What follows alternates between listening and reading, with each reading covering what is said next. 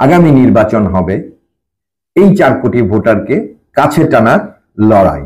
এই প্রজন্ম ফাস্ট, এরা সিদ্ধান্ত নেয় দ্রুত, এরা সরাসরি কাজের কথা বলে, এরা সময় নষ্ট করে না।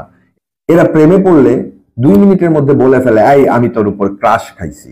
গ্রিন সিগন্যাল পেলে এগোয়, গ্রিন সিগন্যাল না পেলে টাটা বাই বাই।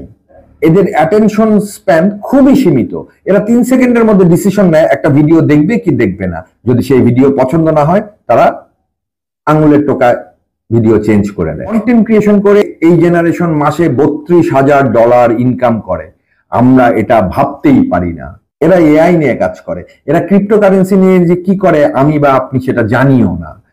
আমরা গুগল সার্চ করে নিজেদেরকে স্মার্ট মনে করতাম, এরা চ্যাট জিপিটি ইউজ করে। 70-80 বছরের পুরনো মন মানসিকতা নিয়ে আপনি এই জেনারেশনের কাছাকাছি যেতে পারবেন না।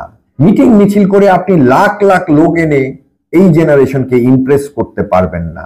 চর্বিত চর্বণ দিয়ে আরো পারবেন না। চর্বিত চর্বণকে এরা ট্রল বানিয়ে ফেলে, যেমনটা বানিয়ে ফেলেছে স্বজন হারানোর বেদনাকে।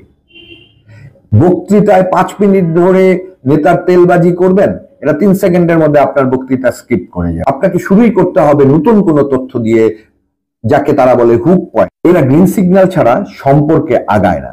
কাজেই আপনি যদি তাদের সাথে কাছাকাছি যেতে চান, আপনাকেও সেই গ্রিন সিগন্যালের ব্যবস্থা করতে হবে। তা না হলে এই তরুণ প্রজন্ম আপনাকেও টাটা বাই বাই বলতে দ্বিধা করবে না।